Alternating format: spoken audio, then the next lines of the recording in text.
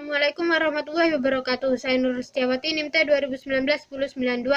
Di sini saya akan menjelaskan mengenai pengembangan fisik dan kognitif anak pada usia menengah akhir hingga remaja. Dalam pengembangan tersebut terdapat beberapa bagian-bagian yang berbeda. Di sini saya akan menjelaskan mengenai perkembangan fisik yang terkait dengan perkembangan otak. Perkembangan otak pada usia menengah dan akhir anak berkembang dalam teknik pencitraan seperti pencitraan resonansi magnetik telah menyebabkan peningkatan tentang perubahan otak terkait dengan peningkatan kognitif. Total volume otak stabil pada masa anak-anak usia menengah dan akhir, tetapi perubahan signifikan terjadi dalam berbagai struktur daerah dalam otak, khususnya jalur sirkuit yang melibatkan korteks prefrontal atau tingkat tertinggi pada otak. Kemajuan dalam korteks prefrontal akan terasa meningkat pada usia menengah akhir anak, meliputi perhatian, penalaran, dan kontrol kognitif.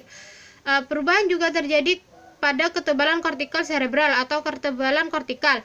Penebalan kortikal di daerah temporal dan frontal lobe berfungsi dalam bahasa. Periode waktu 2 tahun yang diamati oleh ilmuwan pada anak usia 5 dan 11 tahun dapat mencerminkan peningkatan kemampuan bahasa seperti membaca.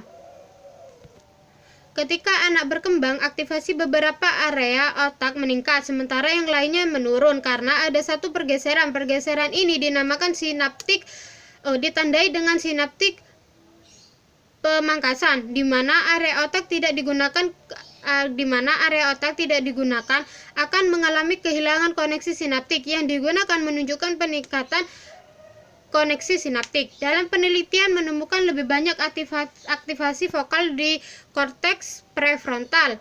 Perubahan aktivasi disertai oleh peningkatan efisiensi dalam kerja kognitif, terutama dalam kontrol kognitif, yang melibatkan kontrol yang fleksibel dan efektif di sejumlah bidang.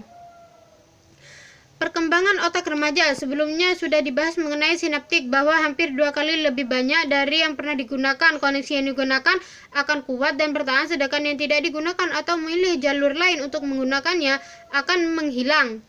Otak remaja mengalami struktural yang signifikan. Perubahan itu bernama corpus callosum, di mana serat menghubungkan otak kiri dan otak kanan akan menebal pada usia remaja.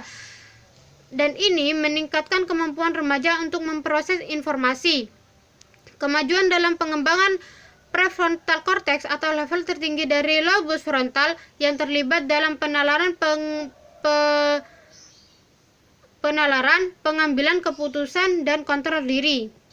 Namun, korteks prefrontal tidak selesai matang hingga tahun-tahun dewasa yang baru muncul, sedangkan amigdala atau pusat emosi seperti kemarahan matang lebih awal dari korteks prefrontal.